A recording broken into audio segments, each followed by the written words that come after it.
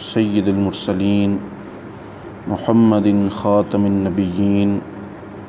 وعلی آلہ واصحابہ اجمعین اما بعد اعوذ باللہ من الشیطان الرجیم بسم اللہ الرحمن الرحیم انا انزلناہ فی لیلۃ القدر وما ادراک ما لیلۃ القدر لیلۃ القدر خیر من الف شہر تنزل الملائکۃ والروح فیہا بإذن ربہم من کل امر سلام ہی حتی مطلع الفجر۔ صدق اللہ العظیم۔ بآواز بلند درود شریف پڑھیے۔ اللہم صلی علی محمد وعلی آل محمد کما صلیت علی ابراہیم وعلی آل ابراہیم انک حمید مجید۔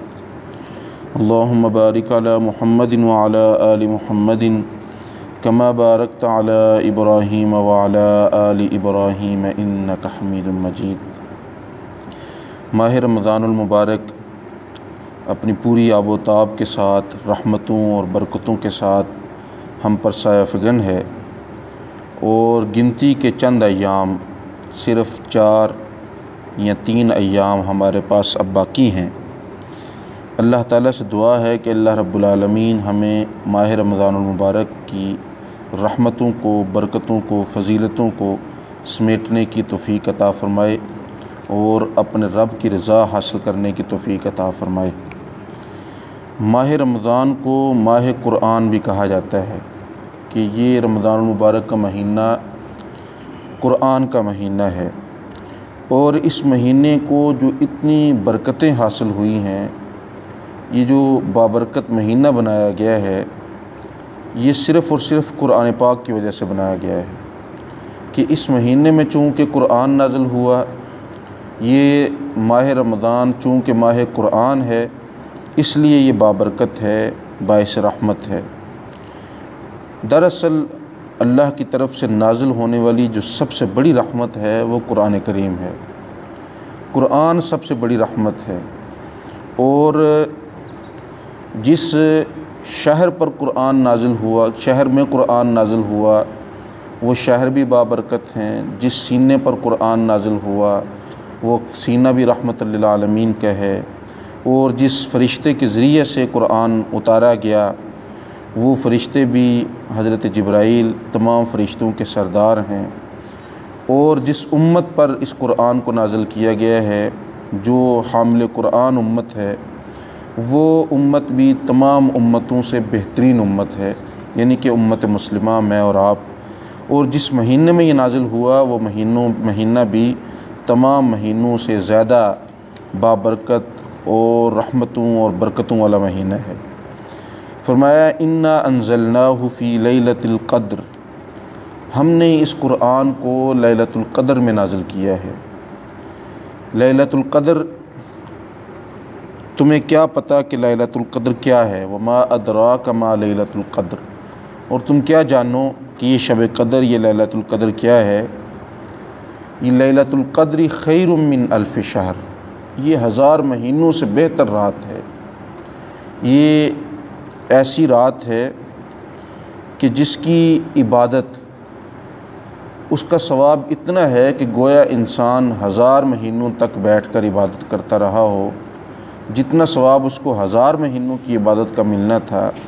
اتنا ثواب اس انسان کو اللہ رب العالمین اس ایک رات کی عبادت میں عطا فرماتے ہیں۔ اگر اس کا حساب جس طرح علماء نے لگایا ہے تو گویا کہ 84 سال 4 ماہ اور 10 دن تک ایک انسان اللہ کی عبادت کرتا رہے تو وہ اس ایک رات کے برابر ہے۔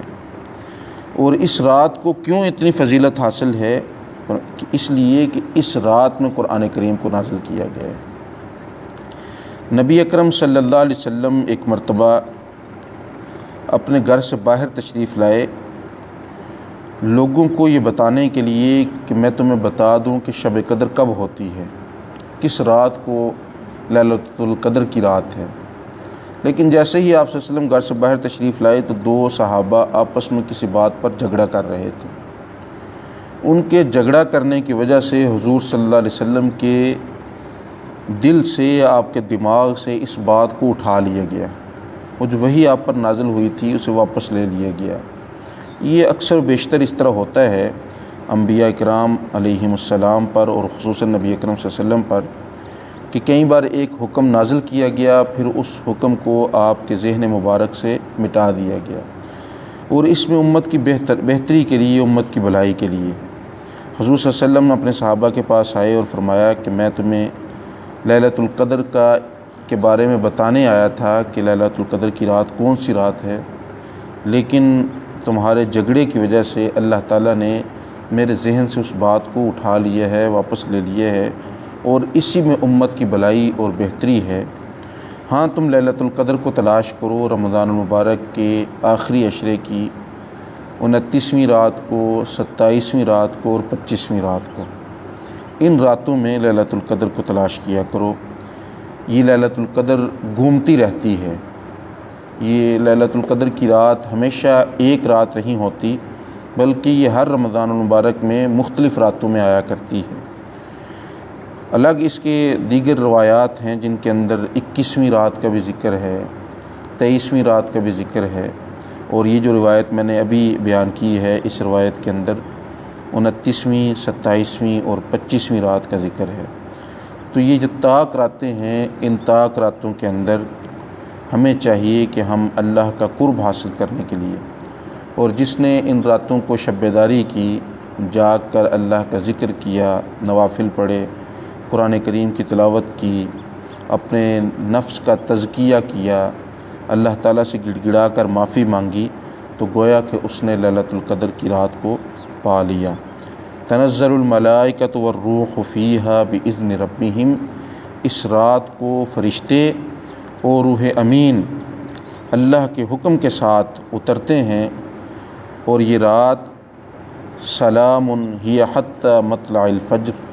یہ سراسر سلامتی ہے یہاں تک کہ فجر طلوع ہو جائے، یعنی کہ صبح تک، نماز فجر تک، فجر کی اذان تک اس رات میں سلامتی نازل ہوتی ہے۔ ایک جگہ پر میں نے پڑھا کہ اس صورت میں دراصل لیلۃ القدر کی بھی فضیلت ہے اور قرآن کریم کی بھی فضیلت ہے۔ قرآن کریم کی فضیلت کے بارے میں یوں لکھا تھا کہ جس نے اس قرآن کریم سے اپنا دل لگا لیا، جس نے اس سے ہدایت لینا شروع کر لی، جس نے اس کو سمجھ کر اور اس پر عمل کرنا شروع کر دیا، اس کی ساری زندگی سلامتی ہی میں گزرے گی، وہ سلامتی ہے حتی مطلع الفجر، یہاں تک کہ اس کی زندگی ختم ہو جائے، یعنی کہ پوری زندگی اس کی سلامتی میں گزرے گی۔ اللہ تعالیٰ سے دعا ہے کہ اللہ رب العالمین ہمیں رمضان المبارک کی برکتوں، رحمتوں کو سمیٹنے اور قرآن کریم سے ہدایت حاصل کرنے، اس پر عمل کرنے، اور ہمیشہ اپنی زندگی میں اس کے مطابق ہمیں اپنی زندگی کو چلانے کی توفیق عطا فرمائے۔ وآخر دعوانا ان الحمد للہ رب العالمین۔